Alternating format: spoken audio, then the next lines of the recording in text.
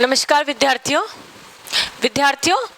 इस वीडियो में हम देखेंगे आवासीय योजना को प्रभावित करने का वाले कारक या गृह नियोजन के सिद्धांत। कहने का मतलब हमारा यह है कि जब आप गृह का निर्माण करते हैं, आप स्वयं के मकान का निर्माण करते हैं, तो आप किन बिंदुओं का ध्यान में रखते हुए करेंगे। ठीक है, सबसे पहले हम बोलते हैं आमुख। आमुख यानी दिशा और उसका बाहरी स्वरूप कैसा होना चाहिए। आमुख को इसमें मुख्यतः दो भागों में बांटा गया है, एक है दिशा और दूसरा है बाहरी स्वरूप। ठीक है, अब दिशा का मतलब है कि आपका मकान किस डायरेक्शन में है, इसका फ्रंट साइड किस तरफ है, पूर्व पश्चिम उत्तर दक्षिण, चार दिशाएं होती हैं हमारी मेन। ठीक है, अब हमें जो हमारा मेन गेट खुल रहा है उस हिसाब से, क्योंकि मेन गेट का आप दरवाजा तो आप चेंज कर नहीं सकते डायरेक्शन, तो हमें हमारी खिड़कियों की डायरेक्शन, खिड़कियों की संख्या, दरवाजों की संख्या हमें इस तरीके से रखनी है कि हमें मैक्सिमम हवा, शुद्ध हवा हमारे यहाँ पे आए, मैक्सिमम सूर्य की किरणें हमारे घर के अंदर आए। प्लस हमें इस बात का भी ध्यान रखना है आप किस प्रदेश के रहने वाले हैं। यदि आप बहुत गर्म प्रदेश में रहने वाले हैं, जैसे कि हम बात करते हैं राजस्थान की, अगर राजस्थान में रहने वाले हैं और अगर हमने बोला अभी जैसे आपको कि सूर्य की किरणें ज़्यादा से ज़्यादा आए और सूर्य की किरणें ज़्यादा से ज़्यादा आएंगी, तब क्या होगा बच्चों? बट ऑब्वियस सी बात है, सूर्य की किरणें ऐसे ही गर्म प्रदेश और सूर्य की किरणें ज़्यादा आएंगी तो क्या होगा? और ज़्यादा गर्माहट कमरे के अंदर आएगी। वहीं यदि हम बात करेंगे जम्मू कश्मीर में बहुत ज़्यादा ठंड पड़ती है, जैसे कि हम सबको मालूम है। तब अब जब हम जम्मू कश्मीर की बात करते हैं तो हमने देखा बहुत ज़्यादा ठंड पड़ती है, तो हमें सूर्य की किरणें ज़्यादा से ज़्यादा हमारे घर के अंदर प्रवेश हो, इस बात का ध्यान रखेंगे। प्लस हमें इस बात का भी ध्यान रखना पड़ेगा कि हवा की डायरेक्शन किस तरफ चलती है, हवा कम से कम प्रवेश हो, कम से कम हवा प्रवेश हो, ज़्यादा से ज़्यादा सूर्य की किरणें प्रवेश हो, ताकि हमारा जो घर है वह, जब हम बात करें जम्मू कश्मीर की, तो वह ठंडा रहे। वहीं जब हम राजस्थान की बात करते हैं तो हम क्या बात करते हैं? गर्म हवा कम से कम प्रवेश हो और सूर्य की किरणें कम से कम प्रवेश हो, इस तरीके से बात की जाती है। ठीक है, अब हम बात करते हैं बाहरी स्वरूप की। बाहरी स्वरूप किस तरीके से हमारा घर दिखना चाहिए। नो डाउट हम जब बात करते हैं हमारे घर के सिद्धांतों की, तो सर्वप्रथम बाहर से घर दिखता है, first impression is the last impression, ऐसा कहा जाता है। परंतु जैसे हम घर के बाहर से मेहमान हमारे घर के अंदर एंटर होते हैं, तो पहले बाहरी स्वरूप देखते हैं, किस तरीके का बाहरी स्वरूप है। बाहरी स्वरूप आपकी दिशा को डिसाइड करेगा, आपकी संवहन को डिसाइड करेगा, बहुत सारी चीज़ों को डिसाइड करता है। संवहन मतलब कि वायु का आवागमन, सूर्य किरणों का आवागमन, ये सब चीज़ें आपका बाहरी स्वरूप डिसाइड करता है। अब बाहरी स्वरूप की जब हम बात करते हैं, तब बाहरी स्वरूप बहुत ही सुंदर होना चाहिए। हर व्यक्ति का सपना होता है कि घर से बाहर बहुत अच्छा सा दिखना चाहिए, इसके साथ में प्राइवेसी मेंटेन रहनी चाहिए। ठीक है, ये हम पढ़ेंगे एकांतता में, प्राइवेसी किस तरीके से मेंटेन रहनी चाहिए। नेक्स्ट हम बात करते हैं बृहदता की। बृहदता क्या होती है? बृहदता मतलब रूमिनेस, यानी कि हमारा कमरा इस तरीके से बना होना चाहिए कि उसका मैक्सिमम उपयोग हो सके। ठीक है, पुराने टाइम में ऐसा हुआ करता था कि जब हम वृद्धता की बात करते तो हमारे यहाँ पे हॉरिजॉन्टल स्टोरेज होता था, कोई भूमि की कमी नहीं होती थी, बड़े बड़े भूखंड हुआ करते थे, भले वो एकल परिवार हो या संयुक्त परिवार हो, किसी भी तरह का परिवार हो, बड़े बड़े भूखंड हुआ करते थे। तो उस समय क्या हुआ करता था बच्चों कि स्टोरेज जो होता था वो हॉरिजॉन्टल हुआ करता था। परंतु आज के युग में इस तरह की परिस्थितियां बन गई है कि भूखंड चाहे संयुक्त परिवार के लिए हो चाहे एकल परिवार के लिए लिमिटेड होता है। जब हम एक आम आदमी की बात करते हैं तो, है ना, तो बृहदता मतलब आप उसको मैक्सिमम यूटिलाइज कैसे कर सकते हैं। हमें अगर हम बेडरूम की बात करते हैं तो एक बेड होना चाहिए। ठीक है, 6x6 का एक डबल बेड हुआ कॉमन उसमें बेडरूम में, प्लस हमारे पास वार्डरोब होनी चाहिए, मेल फीमेल दोनों की अलग अलग। वो कैसी होगी मेल फीमेल की वार्डरोब? दीवार के अंदर होगी, ताकि रूमीनेस रहे, बृहदता रहे, एक जगह से दूसरी जगह कमरे के अंदर मूवमेंट करने में किसी भी तरह की व्यक्ति को परेशानी का अनुभव नहीं हो। ठीक है, व्यक्ति को कमरे के अंदर एक जगह से दूसरी जगह मूवमेंट करने में परेशानी का अनुभव ना हो, किसी भी तरीके से टक्कर का अनुभव ना हो, साथ में उस कमरे को जितना यूटिलाइज कर सके उतना यूटिलाइज कर सकते हैं। उसके अंदर मैक्सिमम नंबर ऑफ विंडोज हो, ठीक है, दरवाजे जितने हो लग सकते हैं उतने लगे। उसके अंदर यदि बेडरूम के अंदर यदि बाथरूम का हो सके इंतजाम तो वो भी कर देना चाहिए। यानी हमें जितना मैक्सिमम, जितना स्पेस का यूटिलाइजेशन, वृद्धता मतलब जितना आप स्पेस का यूटिलाइजेशन कर सकते हैं आप उसके स्पेस का यूटिलाइजेशन करें। नेक्स्ट बात करते हैं हम समूहीकरण की, ठीक है। समूहीकरण मतलब ग्रुपिंग। हम बोलते हैं ना हमारा एक ग्रुप है। ग्रुप किन लोगों का बनता है? जिनकी एक जैसी क्वालिटी होती है। आपकी जो फ्रेंड सर्कल्स हैं उन फ्रेंड सर्कल्स का ग्रुप कौन सा है? वह फ्रेंड सर्कल का ग्रुप है जो कि एक जैसी जिनकी क्वालिटी है, ठीक है। अब एक जैसी क्वालिटी का है, क्या ये हमारे घरों में हो सकती है? बिल्कुल हमारे घरों में ये हो सकती है। कैसे हो सकता है समूहीकरण? समूहीकरण इस तरीके से होगा कि जैसे सारे बेडरूम एक तरफ है ना, किचन स्टोरेज एक तरफ, मेहमान का कमरा और ड्राइंग रूम एक तरफ। ये हमने इसको ग्रुप कर लिया है ना। आपका जो लॉबी के जिसे कह लो, डाइनिंग एरिया कह लो, खाने का कमरा कह लो, किचन के साथ में अटैच, क्योंकि काम एक जैसे ही कर रहे हैं। किचन से लेके आपको डाइनिंग एरिया या लॉबी जो भी है उसका नाम दे रखा है, उसमें आप काम कर रहे हैं खाने का। यानी हमने ग्रुप कर दिया। रेस्ट का कमरा अलग, बेडरूम सारे एक कोने में घर में, और ये होता भी है। किचन के साथ में डाइनिंग रूम होता है, आपका जो गेस्ट रूम होता है वो सबसे फ्रंट में होता है, सबसे अलग होता है, और उसमें सबसे ज़्यादा बात करते हैं हम पारदर्शिता की बात करते हैं, जिसमें कि बाहर का व्यक्ति जब ड्राइंग रूम में आए तो उसको अंदर के कुछ दिखाई नहीं दे। स्पेशली हम रेस्ट करते हैं बेडरूम में तो बेडरूम का उसको दृश्य दिखाई ना दे, ठीक है। तो हम बात करते हैं समूहीकरण की। समूहीकरण में ये होता है कि एक जैसी एक्टिविटी वाले जो भी कमरे हैं उनको एक समूह में अलग से बनाया जाए, और दूसरी एक्टिविटी वाले को दूसरी जगह, तीसरी एक्टिविटी वाले को तीसरी जगह। इसका हमने विभक्तिकरण सारे बेडरूम से एक तरफ, किचन डाइनिंग रूम एक तरफ, आपका गेस्ट रूम, आपका ड्राइंग रूम एक तरफ होता है, आपकी लॉबी एक तरफ होती है। इस तरीके से इसका घरों में पार्टीशन किया जा सकता है। साथ में हम जब बात करते हैं पूजा घर की, तो पूजा घर और किचन को हम एक साथ में रख सकते हैं। फिर हम बात करते हैं संवहन की। संवहन जो होता है वो दो तरीके का होता है। एक होता है हॉरिजॉन्टल संवहन, एक होता है वर्टिकल संवहन। संवहन मतलब सर्कुलेशन, आपको किसी भी तरह के मूवमेंट में किसी भी तरह की परेशानी का अनुभव ना हो, ठीक है। अगर आप, जब हम वर्टिकल संवहन की बात करते हैं, वर्टिकल सर्कुलेशन की बात करते हैं, यानी कि आप ग्राउंड फ्लोर से फर्स्ट फ्लोर की तरफ जा रहे हैं, तो जो सीढ़ियों की हाइट है ना, इस तरीके से होनी चाहिए कि आपको चढ़ने उतरने में दिक्कत ना आए। आपने नोट किया होगा जब आप स्पेशली जब आप पुराने घरों में जाते हैं, किलों में जाते हैं, तो उनके जो स्टेयरकेसेस होती हैं, जो सीढ़ियाँ होती हैं, उनकी हाइट बहुत ज़्यादा होती है, तो चढ़ने में दिक्कत आती है ना, क्योंकि स्टेयरकेस की हाइट जो नॉर्मल हाइट होती है उससे थोड़ी सी ज़्यादा होती है, ज़्यादा नहीं बहुत ज़्यादा, और बहुत ज़्यादा होती है, और जो उनका जो लेवल होता है, प्लिंथ लेवल, हॉरिजॉन्टल स्पेस होता है, वो कम होता है। तो सर्कुलेशन ऐसा होना चाहिए, सर्कुलेशन चाहे क्षैतिज हो चाहे वर्टिकल हो, किसी भी तरीके का सर्कुलेशन हो, संवहन हो, इस तरीके से होना चाहिए कि व्यक्ति को किसी भी तरह की शारीरिक और मानसिक परेशानी का अनुभव ना हो।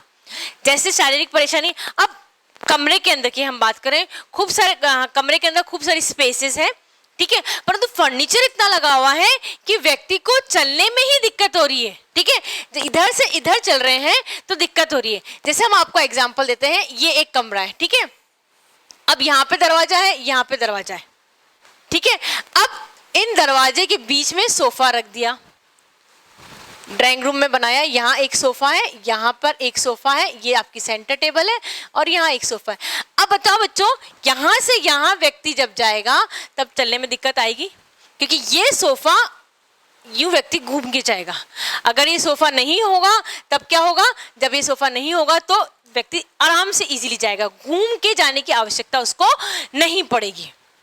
ठीक है। तो ये संवहन में ये ध्यान रखना चाहिए कि हमें चलने में किसी भी तरह की प्रॉब्लम ना आए, चाहे वो आप कंस्ट्रक्शन के समय ध्यान दें या आप जब फर्नीचर रख रहे हो तब ध्यान दें। हमेशा ये ध्यान रखना चाहिए कि किसी भी तरह की प्रॉब्लम ना आए। स्पेशली जब हम बात करते हैं वर्टिकल संवहन की, ठीक है, जब हम बात करते हैं एक फ्लोर से दूसरे फ्लोर पे जाने में, कई बार क्या होता है, कई घरों में देखा गया है कि स्टेयरकेस इस तरीके से गोल होती है। अब जब स्टेयरकेस इस तरीके से गोल होती है तो व्यक्ति को चढ़ने में बड़ी परेशानी का अनुभव होता है। कई व्यक्तियों को चक्कर से आने लग जाते हैं और उनको ऊपर चढ़ने में उतरने में दिक्कत आती है, क्योंकि डुप्लेक्स मकान है, बार बार ऊपर नीचे चढ़ना पड़ता है। तो व्यक्ति को कम से कम थकावट हो, इस तरह का ध्यान रखना चाहिए। नेक्स्ट हम बात करते हैं एकांतता की। एकांतता दो तरह की होती है, ठीक है। कमरे के अंदर मकान के अंदर एकांतता दो प्रकार की होती है। एक तो हम घर के बाहर से, ठीक है, आपका जो मेन रोड है उससे घर के अंदर, और घर के अंदर कमरों के अंदर एकांतता। समझ रहे हैं आप बात को? दो तरह की एकांतता की आवश्यकता होती है। पहली एकांतता होती है हमारा किसी बाहरी व्यक्ति से हमारे घर के अंदर, हम हमारे घर के सदस्य कुछ भी करें, कोई बाहर का व्यक्ति उसको देखे ना, इसलिए तो हम दरवाजे खिड़की लगाते हैं, पर्दे लगाते हैं, है ना। तो हमें ये ध्यान रखना चाहिए। अगर जैसे हम एग्जांपल देंगे कि आपको जो गेट है आपका वो थोड़ा सा डिस्टेंस पे होता है ड्राइंग रूम के गेट से, है ना। ड्राइंग रूम का दरवाजा जो मेन एंट्रेंस होती है आपकी, और जो आपका बाहर का गेट होता है उसमें डिफरेंस होता है, वो भी ट्रायंगुलर शेप में होता है, स्ट्रेट लाइन में कभी भी नहीं होता, तिरछी लाइन में होता है। क्यों होता है तिरछी लाइन में? ताकि व्यक्ति, आने वाला व्यक्ति सीधे आके आपके कमरे के अंदर या ड्राइंग रूम में ना घुसे, वो उसको टेढ़ा हो, आप देखें उसको, व्यक्ति को। मतलब हमें ऐसी बात का ध्यान रखना चाहिए कि हमारे बाहरी व्यक्ति सीधे आते जाते हमारे घर के अंदर ना ताका झाकी कर सके। इसके लिए ऊंची दीवार का भी निर्माण कर सकते हैं, ऊंचे दरवाजे का भी निर्माण कर सकते हैं। जो खिड़की दरवाजे का निर्माण किया जाता है उस तरीके से किया जाता है कि व्यक्ति जो होता है वह बाहरी व्यक्ति हमारे घर के अंदर ना झांके। ये तो हमने किससे बचा लिया? हमारी एकांतता किससे कर ली? बाहरी व्यक्ति से। अब हम बात करते हैं हमारे घर के अंदर भी हमें प्राइवेसी चाहिए होती है, ठीक है।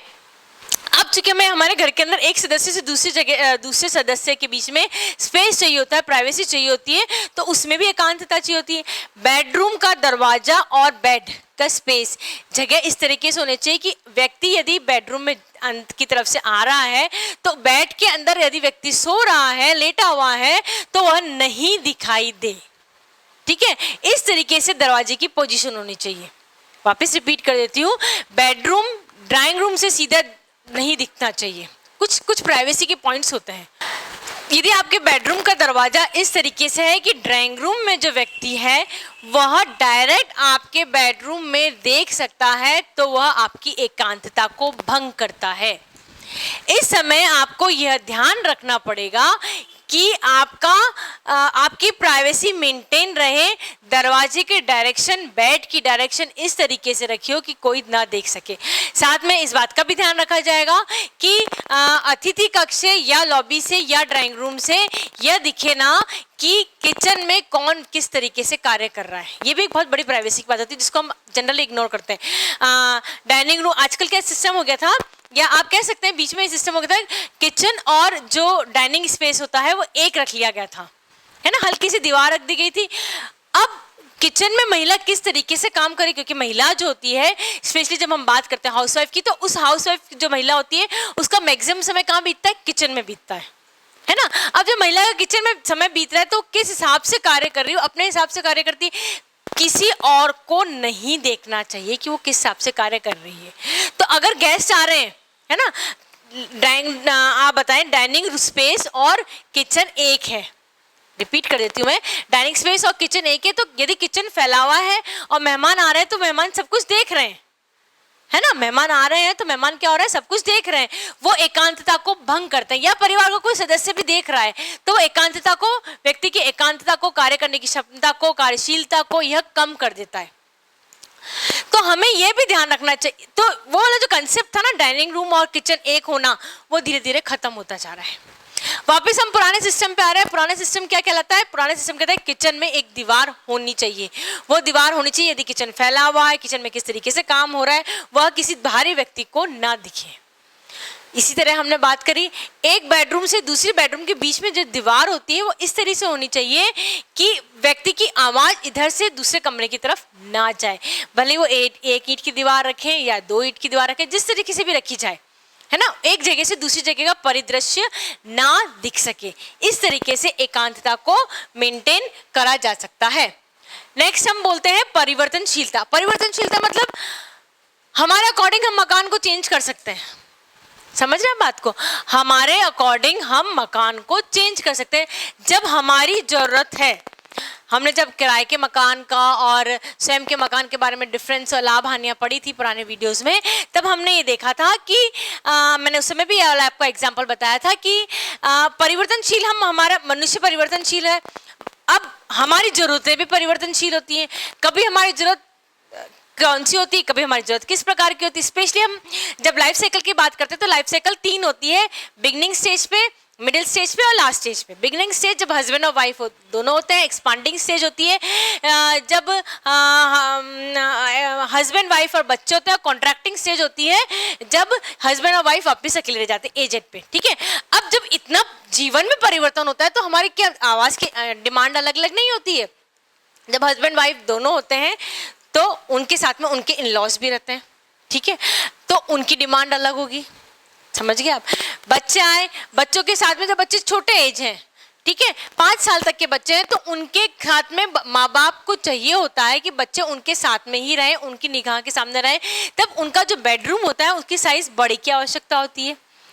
बच्चा जैसे जैसे बढ़ता जाता है उसको एक अलग रूम की आवश्यकता होती है। कहने का तात्पर्य है कि हमें मकान इस तरीके से बनाना चाहिए कि अगर किसी तरीके से डिमांड आए तो हम एक दीवार तोड़ के, एक दीवार जोड़ के किसी भी तरीके से हम हमारे मकान को परिवर्तन कर सकते हैं। हम गेस्ट रूम को इजीली बच्चे का स्टडी रूम या बच्चे का बेडरूम में कन्वर्ट कर सकते हैं। जब हम बिगिनिंग स्टेज की बात कर रहे थे, बच्चा जब माँ बाप के साथ में रहता है मैक्सिमम टाइम में, तब बच्चे को क्या चाहिए होता, तब क्या होता है, गेस्ट रूम की आवश्यकता ज़्यादा होती है। पर जब बच्चा बड़ा हो जाता है तब क्या होता है, तब बच्चे को सेपरेट रूम की जरूरत होती है। तो गेस्ट रूम को किस रूम में चेंज कर दिया हमने? गेस्ट रूम को हमने चेंज कर दिया बच्चे के उस कमरे में। अब बच्चा पढ़ के बाहर चला गया जॉब करने के लिए। ठीक है, अब हमने उस गेस्ट रूम को जो बच्चे के रूम में कन्वर्ट हो गया, तो हो सकता है हम उसको पूजा घर में कन्वर्ट कर सकते हैं। यानी आप अपने हिसाब से अपने मकान को परिवर्तन कर सकते हैं। इस तरीके से आपका ब्लूप्रिंट या मकान का नक्शे बनाना चाहिए। नेक्स्ट बोलते हैं स्वच्छता। स्वच्छता बहुत इंपॉर्टेंट होती है। मकान में नो डाउट कलात्मकता होनी चाहिए, पर कार्विंग जो की जाती है विभिन्न तरह की, वो इस तरीके से करनी चाहिए कि आपको साफ सफाई में बहुत आसानी हो। कई बार क्या होता है बच्चों, बहुत मकानों में देखा गया है कि बहुत अच्छी तरीके से कार्विंग कर दी जाती है, या जो छत होती है, छत के ऊपर बहुत सुंदर सी डिज़ाइन दे दी जाती है, परंतु अल्टीमेटली होता ही है, क्योंकि हम आदमी की बात करते हैं, बहुत हम चाहते हैं बट ऑब्वियस कि हमारा घर बहुत सुंदर हो, कलात्मक हो, परंतु हम उसकी साफ सफाई नहीं कर पाते हैं। साफ सफाई न करने के कारण से वह सुंदर घर, है ना, क्योंकि जिसमें बहुत सुंदर कार्विंग दी होती है, कलात्मकता दी होती है, वह गंदा हो जाता है। जो टाइल्स ले ली जाती है, या जैसे हम हमारी बात करें बीइंग ए वर्किंग वुमेन, अगर वाइट टाइल्स ले ली जाए तो वाइट टाइल्स बहुत जल्दी गंदी हो जाती है, उसको साफ करने में बहुत मुश्किल आती है। तो मुझे मेरे घर में वाइट टाइल्स नहीं चाहिए। क्यों नहीं चाहिए? क्योंकि मुझे पता है कि मेरे पास इतना समय नहीं है कि मैं वाइट टाइल्स को साफ कर सकूँ, या मैं एक सर्वेंट रख सकूँ जो दिन भर वाइट टाइल्स को साफ कर सके या कार्विंग को साफ कर सके। मेरी कैपेसिटी नहीं है। ठीक है, तो मुझे घर बनाते समय ये ध्यान रखना पड़ेगा कि मैं उन टाइल्स का, थोड़ी सी डार्क टाइल्स का, या फिर ऐसा घर जिसके अंदर कार्विंग कम से कम हो, उस तरीके का यूज कर सकूं। ठीक है, तो अच्छा, स्वच्छता क्यों चाहिए? बट ऑब्वियस जितना घर साफ रहेगा उतना ज्यादा स्वस्थ रहेंगे। और मेरा पर्सनल मानना ये है, भले ही आपको सुन के बड़ा अजीब सा लगे, परंतु मेरा पर्सनल मानना है कि घर जितना छोटा है, जितना कम सामान रहता है, उतना अच्छा रहता है। ठीक है, क्योंकि हम चीज़ों को मेंटेन कर सकते हैं, हम चीज़ों में साफ सफाई कर सकते हैं, क्योंकि हम कुछ चीज़ों के आदी हो चुके हैं, है ना, आदी हो चुके हैं, हम मेड के आदी हो चुके हैं। मेड नहीं आएगी तो हमारे घर में साफ सफाई नहीं हो सकती है, होता है, ये जनरल कंसेप्ट हो चुका है ना। तो घर ऐसा बनाना चाहिए जिसकी साफ सफाई स्वच्छता में दिक्कत ना आए। नेक्स्ट हम बोलते हैं वायतन, यानी कि वायु का आवागमन। ठीक है, वायु का आवागमन कैसा होता है कि गर्म वायु जो होती है वह ऊपर की तरफ उठती है और जो ठंडी वायु होती है वो नीचे से आती है ना। वेंटिलेटर्स बने हुए होते हैं, खिड़की से ठंडी वायु आती है और गर्म वायु वेंटिलेटर से ऊपर चली जाती है। वेंटिलेटर्स घर में होना बहुत आवश्यक होता है। ठीक है, आवश्यक क्यों होता है, इसलिए आवश्यक होता है ताकि गर्म वायु बाहर निकल सके। वायु का आवागमन एक डायरेक्शन से हवा आनी चाहिए और सीधे दूसरी डायरेक्शन से हवा का जाने का रास्ता होना चाहिए, यानी कि दरवाजे के सामने दरवाजा, खिड़की के सामने खिड़की अवश्य होनी चाहिए। यदि दरवाजे के सामने दरवाजा है तो ये वास्तुशास्त्र के हिसाब से भी मान्य है। वो केवल कारण इसके लिए यही है कि वायतन रहता है, वायु का आवागमन बहुत अच्छी तरीके से रहता है। जितना वायु का आवागमन रहेगा उतना आपका घर स्वच्छ रहेगा, आपके घर में जो कीटाणु होते हैं वह कम से कम रहते हैं। मितव्ययता, बट ऑब्वियस सी बात है, अगर आपका बजट अच्छा है तो आप बहुत अच्छा बनाइए, अगर आपका बजट कम है तो आप कम हिसाब से बनाइए। जितना आपका बजट अलाउ करता है, मार्केट में हर बजट के हिसाब से मटेरियल अवेलेबल है। चाहे आप उसका कंस्ट्रक्शन मटेरियल की बात कर लें, चाहे आप बात कर लें डेकोरेटिव मटेरियल्स की, या आप बात कर लें आपके इक्विपमेंट्स की, या आप बात कर लें आपके फर्नीचर, किस भी चीज़ की बात कर लें, कंस्ट्रक्शन के से लेके आपके डेकोरेशन तक की बात कर लें, आपको हर तरीके का मटेरियल अवेलेबल है। यहाँ तक कि आप अगर ईंट खरीदने जाएंगे मार्केट में तो वो आपको 10 तरह की ईंटें दिखा सकते हैं। हर ईंट के फायदे और नुकसान है ना, हर ईंट के फायदे और नुकसान है। पत्थर भी ग्रेनाइट है, संगमरमर है, बहुत वैरायटी के दिखाई देंगे, और मार्बल और ग्रेनाइट के अंदर भी बहुत वैरायटी दिखाई दे सकती है मार्केट में। ये क्या है, मार्केट में सब चीज़ें अवेलेबल है, आपकी पॉकेट क्या अलाउ करती है उस पॉकेट के हिसाब से आपको मकान का निर्माण करना चाहिए। नेक्स्ट और लास्ट और सबसे इम्पोर्टेंट पॉइंट है कि हमारा घर सुंदर होना चाहिए। सुंदरता में ये नहीं होता है कि आपके घर में बहुत सारी झालर लगी हो, बहुत सारे कार्विंग की गई हो और आपने बहुत महंगे खिड़की दरवाजे लगाते हो। छोटा घर भी सुंदर हो सकता है, कम चीज़ें लगी हुई भी सुंदर हो सकता है। जो व्यक्ति को मोहित कर सके, ऐसा घर जो व्यक्ति को मोहित कर सके, मोहित मतलब उसकी आंखों को अच्छा लग सके, ऐसा घर बनाना चाहिए। घर में सुंदरता अवश्य होगी तो ही व्यक्ति उसमें रहने के लिए ललायित रहेगा। ये बच्चों, ये कुछ पॉइंट्स हैं, आप इन पॉइंट्स को नोट कर सकते हैं। इन पॉइंट्स के जरिए जब भी मकान बनता है हम इस पॉइंट्स का कभी ना कभी कहीं ना कहीं अवश्य ही ध्यान रखते हैं। और इन पॉइंट्स को, ये जो पॉइंट्स हमने आपको बताए हैं, ये पॉइंट्स आपके वास्तुशास्त्र में भी आते हैं। चाहे आप बृहदता का ले लें, चाहे आप समूहीकरण का ले लें, संवन ले लें, कोई सा भी पॉइंट ले लें, ये सब पॉइंट्स वास्तुशास्त्र के अंदर भी इंक्लूडेड हैं। और वास्तुशास्त्र के साथ में ही, क्योंकि हम बात करते हैं भारतीय होके कि हमारे वास्तुशास्त्र के हिसाब से मकान बनना चाहिए, तो ये सारे पॉइंट्स उसके अंदर भी कवर होते हैं। ये पॉइंट्स और ये सिद्धांत होते हैं आपके मकान बनाने के लिए।